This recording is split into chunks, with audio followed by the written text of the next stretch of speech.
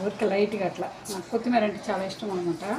చూడండి మన గుత్తి వంకాయ అయితే ఏ విధంగా వచ్చిందో పర్ఫెక్ట్గా రెడీ అయిపోయింది. ఈరోజు నేను 1/2 కేజీ వంకాయలు అయితే తీసుకున్నాను. చూడండి వీటిని ఈ విధంగా కట్ చేసుకున్నాను.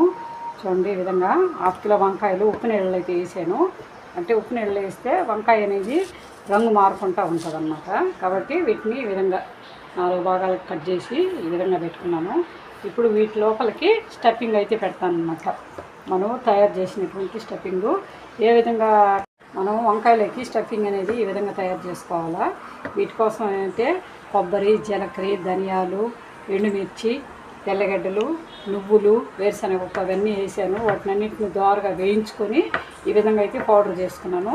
పౌడర్ చేసుకున్న తర్వాత ఇప్పుడు వీటిలోకి వంకాయల్లోకి ఈ విధంగా అయితే పెడతాను అన్నమాట. చూడండి ఈ విధంగా ఒక వంకాయని తీసుకొని స్టఫింగ్ అనేది ఈ విధంగా పెట్టుకోవాలన్నమాట.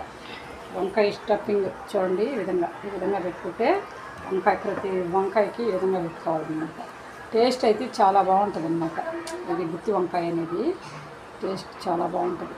నేను మా అమ్మ మాకు చేసేది చిన్నప్పుడు, మేము పిల్లలుగా ఉన్నప్పుడు ఇవన్నీ వంటలు చేసి పెట్టింది మా అమ్మ. చూడండి ఈ విధంగా అన్నిటికీ స్టఫింగ్ అయితే ఈ విధంగా పెట్టుకోవాలన్నమాట. అంటే అన్నీ మనం వేయించుకున్నాం కాబట్టి టేస్ట్ అనేది ఆ విధంగా ఉంటుంది అన్నమాట. చక్కగా ఉంటుంది. ఇది మనం వేసుకున్నటువంటి మసాలా దినుసులు అన్నీ భలే బాగుంటాయి అన్నమాట. కర్రీ అయితే భలే బాగుంటుంది. ఇది గుత్తి వంకాయ మసాలా గుత్తి వంకాయ కూర వేరు, మళ్ళీ ఇది ఈ కర్రీ వేరు. చూడండి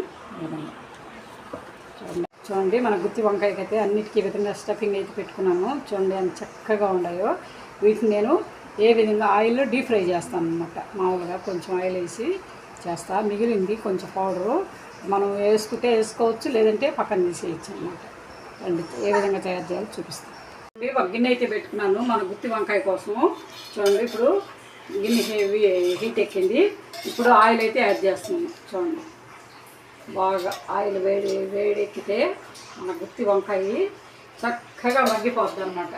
టేస్ట్ కూడా అదే రకంగా ఉంటుంది. చూడండి బాగా హీట్ ఎక్కాలి. కొంచెం హీట్ ఎక్కితే వాటిని గుత్తి వంకాయలన్నింటినీ దాంట్లో యాడ్ చేసేయడం.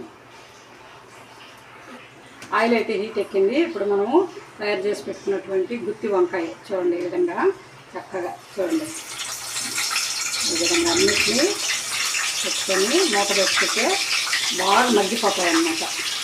పక్కన సైడ్ డిష్గా కానీ మనకి ఏ రకంగా అయినా తినచ్చు వంకాయలు అనేది. తెల్ల వంకాయలతో కూడా బాగుంటాయి. ఇంకా ఎన్నో రకాల వంకాయలు అన్నమాట. మా పిల్లలు ఈ వంకాయలు అయితే తెచ్చారు. చూడండి ఇప్పుడు మూత అయితే పెడతాం అన్నమాట. చూడండి 1 నిమిషం అటు మగ్గించుకుంటే మళ్ళీ రెండో పక్కకి పెట్టుకుంటాం. వంకాయ అయితే ఏ విధంగా ఫ్రై అయిందో చూపిస్తాను. చూడండి చక్కగా ఒక పక్క అయితే మగ్గినవి.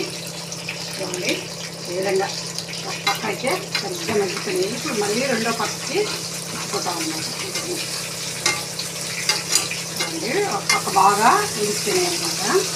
ఇవి ఆవిరికే ఉడికిపోతాయి. వంకాయలు ఫ్రెష్గా ఉండాలి. ఎప్పుడైనా కానీ ఏదైనా కానీ ఫ్రెష్గా అనేది ఉంటే కర్రీ అనేది అంత టేస్ట్గా ఉంటుంది అన్నమాట. మనం తినేదానికి అంత టేస్ట్గా ఉంటుంది. చూడండి అంత బాగా మగ్గినాయో వంకాయలు అయితే. చక్కగా రెండో వైపు అయితే పెట్టుకున్నాను నేను. రెండో వైపు ఈ విధంగా ఇంకో పక్క తిప్పుకున్నాను. చూడండి ఈ విధంగా చక్కగా మగ్గిపోయినాయి. మళ్ళీ ఇంకొక నిమిషం మూత పెడతాను అన్నమాట. చూడండి మన గుత్తి వంకాయ అయితే రెడీ అయిపోయింది. ఇప్పుడు నేను వేరే బౌల్లోకి తీసి పెడుతున్నాను. గుత్తి వంకాయ